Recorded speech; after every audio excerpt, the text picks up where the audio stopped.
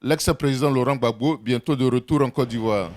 L'avocate de l'ex-chef de l'État ivoirien a annoncé dans un communiqué ce 4 décembre 2020 que les autorités ivoiriennes ont délivré un passeport ordinaire et un passeport diplomatique à Laurent Gbagbo qui envisage de rentrer au pays pendant ce mois de décembre 2020. Une décision accueillie favorablement par son parti, le FPI, Front populaire ivoirien.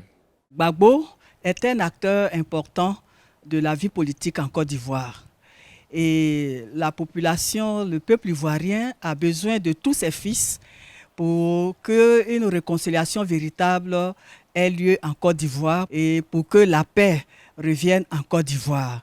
Donc la remise des passeports est une bonne action et nous voulons donc encourager les autorités ivoiriennes à continuer dans ce sens-là en procédant à la libération des prisonniers, notamment le président Pascal Affi-N'Guessan, qui est aussi un acteur majeur de la vie politique en Côte d'Ivoire. Satisfaction également du côté du PDCI, Parti démocratique de Côte d'Ivoire, l'un des principaux partis d'opposition.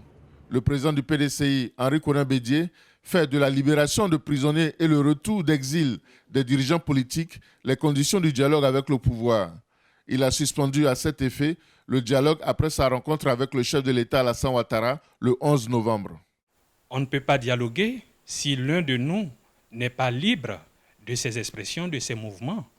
Et c'est pour cela qu'il est important qu'un signal fort, véritablement fort, qui marque la volonté du président Ouattara d'aller véritablement au dialogue, soit fait à travers la libération des prisonniers, à travers l'autorisation de tous ceux qui sont en exil de rentrer, notamment Soro Guillaume.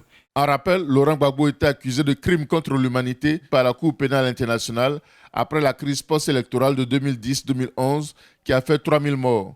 Il a été acquitté de toutes les charges le 15 janvier 2019. En mai 2020, les entraves à sa liberté de mouvement ont été levées et il a exprimé le désir de rentrer en Côte d'Ivoire qu'il a dirigé de l'an 2000 à 2010.